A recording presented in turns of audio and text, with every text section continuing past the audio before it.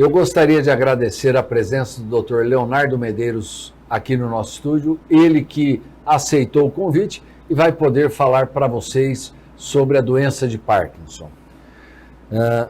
Dr. Leonardo, eu gostaria que o senhor já falasse para o nosso telespectador o que é essa doença de Parkinson. Primeiro, muito obrigado pelo convite, é sempre um prazer estar aqui, conversar com você, José, para bater um papo sobre as doenças neurológicas, isso é muito legal. E ainda mais um tema que é a doença de Parkinson, que eu gosto bastante, gosto de estudar e gosto de tratar bastante esse quadro.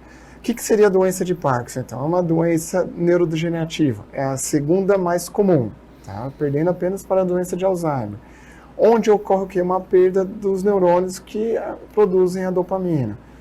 Então, é uma doença degenerativa que vai, infelizmente, piorando com o tempo, não temos uma cura ainda, mas conseguimos dar uma qualidade de vida enorme para o paciente, melhorar muito o quadro clínico do paciente, mas infelizmente ainda não tem uma cura estabelecida.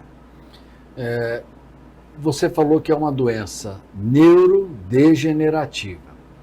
Se o indivíduo inicia um tratamento precocemente, ele segura bem a doença, mesmo ela sendo neurodegenerativa?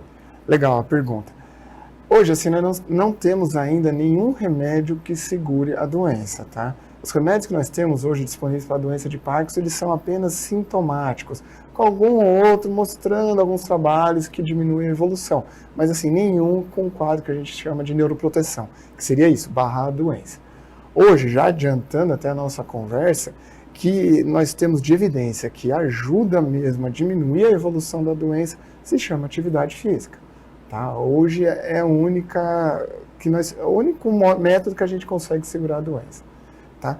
Outro ponto que tem alguns estudos também com a doença de Parkinson, José, é com um remédio que é um análogo do GLP-1, que é o famoso Ozempic, tá? Que acho que muita gente está usando para emagrecer, para controlar a diabetes, né? Hoje mais para emagrecer do que para controlar o diabetes. E tem um estudo fase 2, que é onde que a gente vê principalmente efeitos colaterais, segurança do remédio, mostrou que no primeiro ano, comparando pacientes que usaram com doença de Parkinson e aquele que não usou, no primeiro ano de doença parece que segurou. Tá? Mas, de novo, quando é fase 2, é principalmente para ver se é seguro ou não. Mas, vamos fazer o fase 3 agora, mas parece que teve algum benefício. Então, futuramente, quem sabe, um análogo do GLP-1, que seria um parecido com o Ozempic, ajudaria a diminuir a evolução da doença de Parkinson. Sei lá, o futuro vai responder. Mas tem vários estudos com a doença de Parkinson, com novos remédios, que, sei lá, pode acontecer que apareça uma cura próxima aí, quem sabe. Quando você fala em doença neurodegenerativa, que pega no neurônio, diminui a produção de dopamina, quais são os sintomas que isso leva o indivíduo a saber ou desconfiar que está com Parkinson? Boa, fantástica pergunta. Principalmente algo que a gente chama de bradicinesia. O que é a bradicinesia? É a lentificação do movimento. Então o paciente começa a ficar mais lento. Como ele vai demonstrar? O andar, tá? Então fica mais devagar, o passo fica mais curto.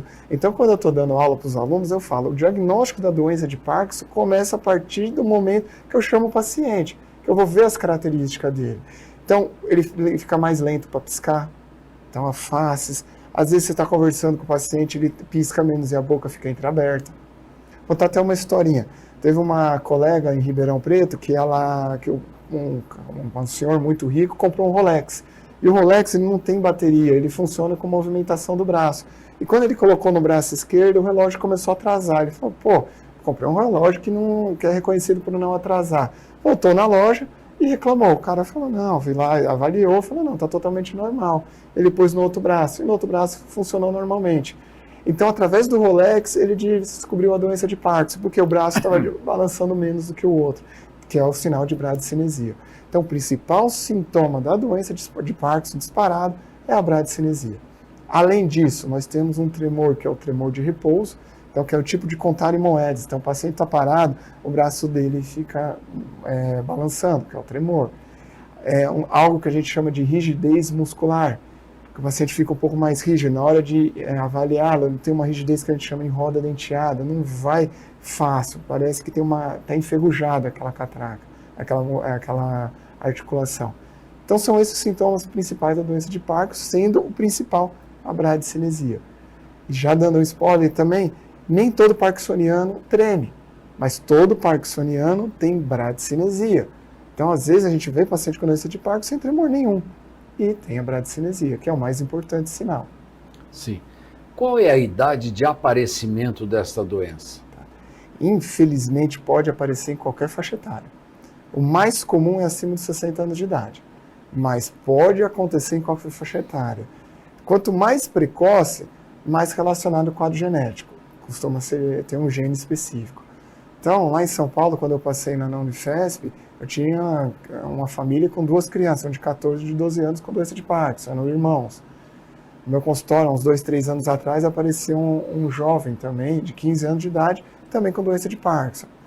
Um ator famoso, que você deve lembrar, que é o Michael J. Fox, que fez De Volta ao Futuro. Ele também, se eu não me engano, ele começou os sintomas da doença de Parkinson em torno dos 35 a 40 anos de idade. Hoje eu acho que ele está em torno de 60, 65 anos. Então, assim, infelizmente pode aparecer em qualquer faixa etária, mas o mais comum é acima de 60 anos. Tem prevalência por homens e mulheres, alguma raça onde acontece com maior frequência? Não, infelizmente. Tanto homens Sim, quanto mulheres são sim. acometidos da mesma maneira. Infelizmente. Você falou desse medicamento que é inibidor, análogo do GLP-1. Você falou que está em fase 2 de estudo e parece barrar a evolução da doença. Mas o que tem hoje mesmo verdadeiro é o exercício físico. Isso. Qualquer tipo de exercício, se o indivíduo falar, eu gosto de nadar, eu faço só academia, eu corro, qualquer exercício está valendo? Legal. De novo, voltando ao análogo do GLP-1, não é que assim, já todo mundo que tem doença de Parkinson vai começar a tomar o Ozempic. Calma, a gente não tem essa resposta, é um futuro que vai responder. Já temos, o doutor é médico, sabe, já existe vários trabalhos de fase 2 que a gente fala, pô, vai vir um negócio muito legal. Aí faz a fase 3, que é o objetivo para a gente ver a resposta, e não tem. Mas esse fase 2 realmente mostrou que a doença não evoluiu. Então, legal. Certo. Objetivamente mesmo é atividade física. E temos resposta para isso, tanto exercício aeróbico quanto anaeróbico. Ajuda para diminuir a evolução da doença.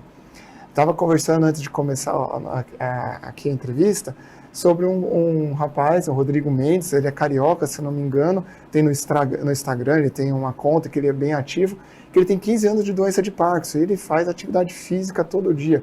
Se eu não me engano, acho que ele já fazia antes da doença, mas aí depois do diagnóstico ele está fazendo mais ainda. E uma das entrevistas, às vezes, ele fala que ele nada hoje melhor do que antes do diagnóstico da doença de Parkinson. Isso que é interessante. Então, a gente tem que fazer. Teve até um paciente que falou que não queria voltar comigo, porque ele estava com medo de mim, porque eu ia perguntar se ele estava fazendo atividade física e eu ia dar bronca, porque ele não estava. Porque eu encho o saco. Infelizmente, toda a consulta, o paciente está lá, eu falo, está fazendo exercício? Está fazendo? Porque é para o bem do paciente, para diminuir a evolução da doença. E a gente vê esse Rodrigo, ele jogando bola, nadando, pedalando, correndo. Ele falou que também o tempo dele de corrida é até melhor do que antes da doença. Fora que ele já tem 15 anos a mais, quando comparado. Então, olha que legal. Atividade física ajuda muito para diminuir a evolução da doença. Tem que ser feito. E certo. qualquer uma. Desculpa, eu me empolgo nessa parte. Tem pacientes com 60, 70 anos, vem no meu consultório, posso fazer qualquer coisa? Pode, passa no cardiologista. O cardiologista falando que o coração tá bom, demorou. Eu quero fazer academia. Contrata um professor se tiver condições financeiras para ficar do lado e vai fazer, que ajuda muito. O diagnóstico de certeza dessa doença, Leonardo, é dado através de algum exame ou somente o exame físico você já faz um diagnóstico de certeza? Hoje a certeza é o anatomopatológico. O que seria isso? A avaliação do cérebro do paciente. Tá? Abrir o cérebro e pegar um pedaço. Isso a gente não faz, não existe. Que a gente veria os negócios chamados corpos de Levy. O diagnóstico hoje é clínico, basicamente é clínico. A gente avaliar o paciente, a procura de bradicinesia, rigidez, tremor, tá? Descartar outras causas, tá? E características que chamariam a atenção para a doença de Parkinson. Então, o diagnóstico é clínico. Alguns exames ajudam para a gente chegar também, para montar o quebra-cabeça, que seria o ideal. Então, a ressonância de crânio, a gente pedindo um negócio que chama nigrosoma, eu avalio a substância negra. E tem alguns achados. Então, por exemplo, a perda da cauda da andorinha, que seria um achado na ressonância de crânio. Isso me ajudaria a pensar na doença de Parkinson. Tem um outro exame que tem no nosso meio, que é o SPECT com TRODAT, que eu marco o transportador da dopamina. O TRODAT, o TRO, seria um marcador da dopamina. Eu explico muito para os pacientes assim, imagina uma cidade grande como São Paulo, que eu tenho muito passageiro, eu vou ter muito Uber e táxi.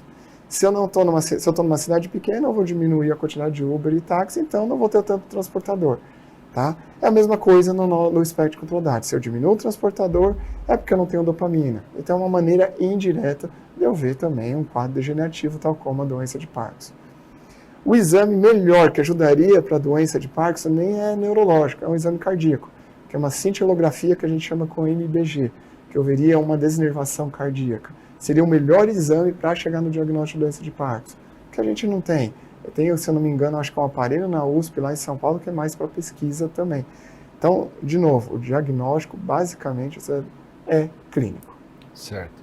Existem alguns fatores de risco, ou seja, o indivíduo que fuma, o indivíduo que bebe, que usa droga, o indivíduo muito estressado, ele tem uma maior tendência a ter a doença de Parkinson? O principal fator de risco é envelhecer. Conforme a gente vai envelhecendo, vai aumentando o risco para ter doença de Parkinson. Tem alguns casos falando em agrotóxico, alguns estudos falando em agrotóxico, tá? Então, o contato com agrotóxico aumenta bastante. O cigarro, que você falou, é até estranho. O cigarro tem trabalhos falando que protege contra a doença de Parkinson. Fumar protege contra a doença de Parkinson. Aumenta o risco para Alzheimer, 2 vezes, mas protege contra a doença de Parkinson. Tem até estudos falando, vamos estudar que parte do cigarro que protege. Então, vamos pegar a nicotina. Fizeram com a nicotina. Depois de um tempo, não houve diferença nenhuma. Vamos ver se é o tabaco, alguma coisa. Também não houve diferença.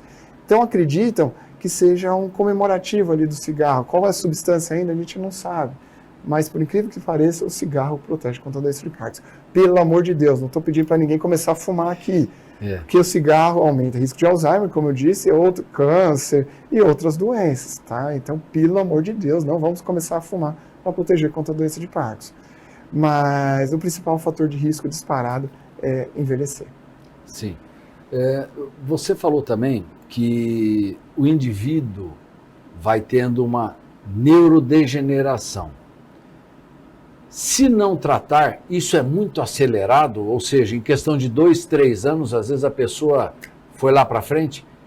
E se ela começa a tratar, recupera algo ou nada se recupera? Sim. Se não tratar, a doença infelizmente, é uma doença degenerativa.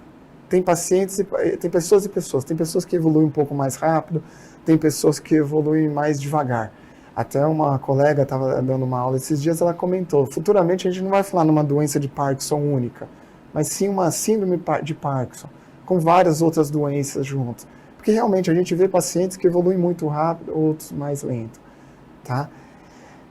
O tratamento ajuda, porque eu consigo orientar esse paciente a fazer uma atividade física, a ele se comunicar, bater papo, sair de casa, não ficar só em casa, parado, que isso também acaba levando à progressão da doença, um quadro de depressão.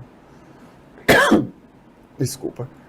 E isso acaba também piorando a qualidade de vida do paciente, aumentando o risco para outras doenças. Tá? Então, claro, um diagnóstico precoce, uma orientação precoce, entrar com medicamentos que ajudem tanto a diminuir o tremor quanto a bradicinesia, aquela identificação vai melhorar a qualidade de vida dele. E depois do advento da levodopa, que é o principal remédio que nós temos, melhorou muito a qualidade de vida do paciente. Eu tenho pacientes com 15, 20 anos de doença que estão muito bem. Tá? Então diminuiu muito, mortalidade e morbidade. Fora também, além da levodopaterapia, nós temos a cirurgia. A cirurgia para a doença de Parkinson, que é o DBS, que é a Deep Brain Stimulation, a estimulação cerebral profunda, melhorou muito a qualidade de vida. E diminuiu os efeitos colaterais da levodopaterapia. Então isso é interessante, melhorou muito a qualidade. Então é legal a gente fazer um diagnóstico precoce, orientação precoce, principalmente com atividade física, instituir um tratamento adequado, até porque está surgindo outras coisas também. Isso é legal. Quando você fala em cirurgia, eu já vi algumas cirurgias, alguns vídeos de cirurgia, mas para aquelas pessoas que têm tremor. Sim. Para quem tem bradicinesia também funciona? Funciona, legal essa posição. a cirurgia tem melhor resposta para quem treme. E assim, o tremor é algo chato, é até difícil às vezes de tratar, mas para quem treme, quem tem predomínio de tremor, o prognóstico é melhor a longo prazo e responde melhor à cirurgia. Tá? Eu falo que é chato de tratar porque às vezes a gente precisa de doses maiores de levodopa. Então, às vezes, um comprimido não vai adiantar. Um comprimido por vez vai ter que dar 2, 1,5, 2, para ter uma resposta melhor. Só que ele, a longo prazo, o prognóstico é melhor e responde melhor à cirurgia. Mas a bradicinesia também responde. Tá? Então, tem pacientes que, no ato, é bonito ver isso daí, que no ato cirúrgico, na hora que está lá o eletrodo, que ele começa a dar os estímulos, o paciente melhora imediatamente. Isso é legal. Então, assim, bem indicada a cirurgia no paciente adequado, melhora de novo muito a qualidade de vida do paciente. E isso eu consigo também mexer mais com a levodopa, diminuindo os efeitos colaterais dela. Um dos principais, mais chato a longo prazo, é a discinesia. Que o paciente começa a balançar, ter movimentos erráticos, tá? Que é um dos efeitos colaterais, infelizmente, da levodopa. Certo. Tem como prevenir isso? Ou seja, se o tratamento hoje efetivo e que dá resultado é exercício físico, a pessoa já começar, tem o pai e a mãe que tem Parkinson, ela já começar desde muito cedo a fazer exercício, ela retarda o aparecimento, ela previne o aparecimento, algo assim? Sim, você já respondeu. De novo, batendo na tecla, atividade física. Atividade física em qualquer faixa etária diminui a chance de ter Parkinson, diminui a chance de ter Alzheimer, previne algumas doenças tal como infarto, AVC. Então tem que fazer. Nós, durante muitos séculos, milênios, né, o ser humano ele se desenvolveu se movimentando. Inicialmente o ser humano era nômade, né, ele ia atrás da caça. Depois que nós ficamos parados, e no último século, né, nós ficamos cada vez mais parados, e isso é ruim, nós estamos pecando. Então a atividade física é de suma importância, tem que ser feita. Quanto mais, melhor. E mesmo, de novo, no paciente com Parkinson, paciente com Alzheimer, o que vai diminuir a evolução da doença é a atividade física ainda hoje. E isso ajuda muito. Eu diria que, mesmo que seja um simples caminhar de 1 hora por dia, mas fazer isso diariamente, você está realmente podendo prevenir o avançar dessa doença.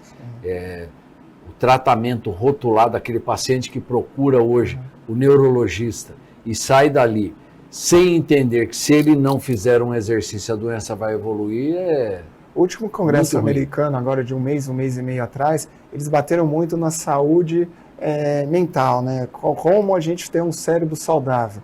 E eles falaram de atividade física, atividade cognitiva, estudar, bater papo e se conversar com pessoas, ter comunicação. O que judiou muito foi a pandemia. A pandemia afastou as pessoas. E isso nós vimos depois da pandemia, o tanto de pessoas que ficaram doentes. Então, esse fato de conversar, sair, bater papo, isso já também deixa o cérebro saudável, já previne doenças neurodegenerativas, como Alzheimer e doença de Parkinson. Então, é de suma importância para ter um cérebro saudável. Não é remédio, é mudança de estilo de vida. E isso foi batido muito no Congresso Americano de Neurologia, que é o maior do mundo que tem. Eu vivenciei diretamente em casa. Meu pai piorou muito depois da pandemia. E a gente percebeu que foi isso. Eles terem ficado ali enclausurados, a gente não podia entrar na casa deles, não podia conversar com eles. Eu acho que isso daí avançou muito. Meu pai tem Alzheimer, avançou muito a doença dele justamente por isso, por ele ter ficado retraído. Não saía mais, ficava só guardadinho, e foram quase 2 anos assim. Sim. Isso realmente avançou e avançou demais. Eu acredito que, como você falou, o exercício físico é importante, mas o cognitivo, então, é importantíssimo também. Essas pessoas terem uma grade de relacionamentos. Muitas vezes, Leonardo, eu sou de uma época um pouco mais velho que você, mas onde a gente tinha uma cultura assim: eu vou cuidar dos meus pais até o fim da vida, não vou colocar meus pais em nenhuma casa de repouso, porque isso daí demonstra que os filhos não estão cuidando. Mas hoje já mudou muito isso. Existem casas de repouso muito boas e que promovem um compartilhamento dessas pessoas, um convívio muito salutar, e que as pessoas passam a melhorar muito. Nessas casas de repouso, hoje tem fisioterapia, hoje tem terapia ocupacional, tem a inter-relação, eles fazem os bailinhos, as festas juninas, e esse convívio faz com que a doença muitas vezes não avance tanto. A pessoa diminui a taxa de depressão, de ansiedade, porque a partir do momento que você tem um diagnóstico de uma doença degenerativa, é triste, não é fácil. Mas assim, a pessoa tem que tentar combater, não combater a doença, mas tentar avançar, melhorar a qualidade de vida. E eu acho que isso, ter suporte, conversar com pessoas, bater papo, ver como outras pessoas superaram, isso ajuda muito. E é bem legal. Eu tive um caso de uma senhora que estava muito isolada, que o filho trouxe ela para Bauru e colocou ela numa casa, assim, mais um tipo de uma creche. Então ela fica durante o dia, à noite, quando ele volta do trabalho, ele pega ela. Ele falou que ela melhorou da água para o vinho. Melhorou muito a qualidade de vida dela. E ela mesma falou, estou muito mais feliz hoje do que eu ficava em casa sozinha. Então, esse conceito na nossa cabeça ainda era um paradigma que tinha que quebrar, mas hoje eu acho que quem tem os pais e tem os pais num local desse adequado, bom, que a pessoa vá, conheça, né? E eu acho que o evoluir da doença é muito mais lento. Eu tenho uma paciente que foi lá e falou justamente isso. Doutor, meu pai estava sendo cuidado pela minha mãe e sem a gente perceber, minha mãe estava adoecendo só de cuidar do meu pai. E ela não aceitava que outra pessoa cuidasse. Um dia minha mãe foi viajar, nós colocamos meu pai numa casa de repouso. A hora que ela voltou, ela percebeu, no primeiro momento ela ficou muito brava. Mas até a doença do meu pai melhorou muito. O convívio, o fato dele estar fazendo exercícios com fisioterapeuta, com pessoas profissionais adequadas, fez com que o meu pai melhorasse. E vou até ser sincero, se a gente não tivesse colocado, provavelmente hoje ele estaria numa cadeira de roda, em cima de uma cama, porque nós não tínhamos como dar tudo isso, esse suporte para ele. Triste. E a mãe, às vezes, ela vai ficar doente junto, né? Esse que é o problema. Aí vai a mãe e fica o pai, e aí? Sim. Então a família também tem que ter um suporte para cuidar dessas pessoas. E principalmente na doença de Parkinson. A doença de Parkinson é uma doença que tem tratamento, é uma doença que a gente consegue dar uma qualidade de vida muito boa. Novamente, tenho pacientes com 15, 17 anos, com 20 anos. Tem um que eu estava comentando antes, que ele tem 18 anos de doença, ele tem 70 anos de idade, ele começou a correr, fazer provas de rua o ano passado, já fez 2 de 5 km, está indo para a terceira de 5 km. E ele não desiste. Tá? Ele é um cara, um vencedor, uma pessoa resiliente, que apesar da vida estar batendo nele, ele está crescendo, e isso é muito bonito. Então vale muito a pena e dá para a gente dar qualidade de vida. Tá? A maior parte dos pacientes com doença de Parkinson, hoje, a gente consegue dar uma qualidade de vida muito boa para eles. Então, existe um tratamento medicamentoso, mas o principal desta doença, o principal tratamento é realmente exercício físico. Sim. Se a pessoa não fizer exercício físico, a doença vai caminhar e em passos, às vezes, galopantes. Diminui a chance de queda, melhora a depressão, menos ansioso, melhora a qualidade do sono, ajuda nessa parte motora. Então, assim, sendo chato, infelizmente, o exercício faz parte do tratamento da doença de Parkinson. Olha, doutor, eu acho que nós falamos aí de uma maneira bem clara, o nosso telespectador entendeu a importância de se tratar essa doença, principalmente do exercício físico nessa doença. Mas mesmo assim eu gostaria que o senhor deixasse uma mensagem para o nosso telespectador.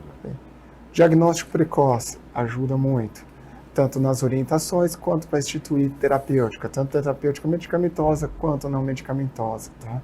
E é de suma importância, de novo, bater na tecla do exercício.